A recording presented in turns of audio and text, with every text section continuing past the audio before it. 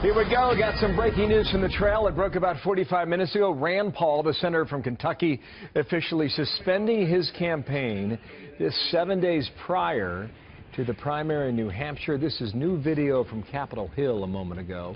Not much of a comment there. We got a statement from the senator a short time ago, but nothing on camera just yet. Let's await more on that in a moment. Colorado Senator Gardner is a Rubio supporter, member of the Senate Foreign Relations Committee. Senator, thank you for your time. I know you came on to talk about Marco Rubio, but what do you think the impact is for Rand Paul in the primary in New Hampshire?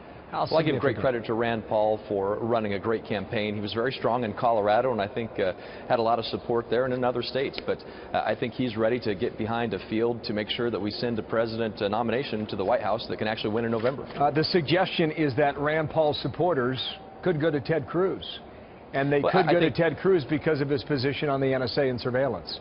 What do you think about that? I think a lot of Rand Paul supporters that I've talked to in Colorado are going to be supporting Marco Rubio as well. I'm sure there will be people who try to go to all of the different candidates. But the bottom line is I think we appreciate Rand Paul's participation as a candidate. He did a great job and a great service. It's not easy running for president, and I think this does help bring some clarity to the field. Yeah, one of your colleagues, Lindsey Graham, is saying that Marco Rubio is moving too far right for New Hampshire to swallow.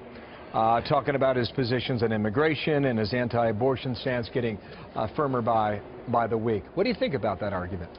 Well, I think Marco Rubio is the only one who can win in November. I think we don't get mulligans when it comes to nominating our candidate for the White House. The fact is, Marco Rubio can unite the party.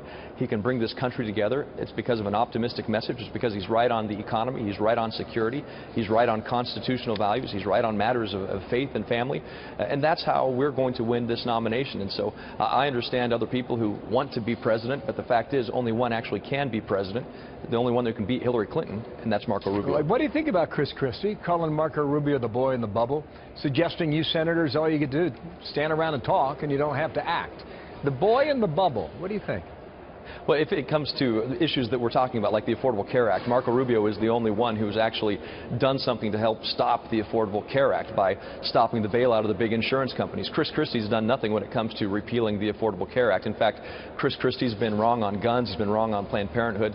This is somebody who wants to be president but is realizing quickly that he's not going to get there. There's only one president possibility for the Republican Party, and I hope that's what the voters of New Hampshire will realize. He's the candidate who can win in states like Colorado. He can win in states like New Hampshire. He can win in states like Iowa, Ohio, and that's Marco Rubio. We've got to stop the third term of Barack Obama with the election of Hillary Clinton, and Marco Rubio can bring people together to make that happen. Okay, now you know the competition is a lot more fierce in New Hampshire. You've got Jeb Bush out there, you've got Chris Christie, as I mentioned, John Kasich has been camping out in that state, and Donald Trump is suggesting this last night with Hannity.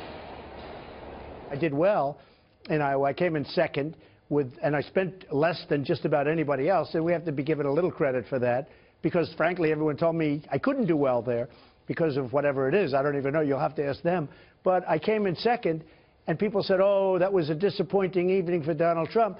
But Marco Rubio, good guy by the way, came in third, and they're saying he had this unbelievable evening. And by the way, I came in second by a lot of votes, like over 2,000 votes. That's a lot of votes. That from last night. Now today, do you expect Marco Rubio to be much more targeted as he takes on Donald Trump in the coming week?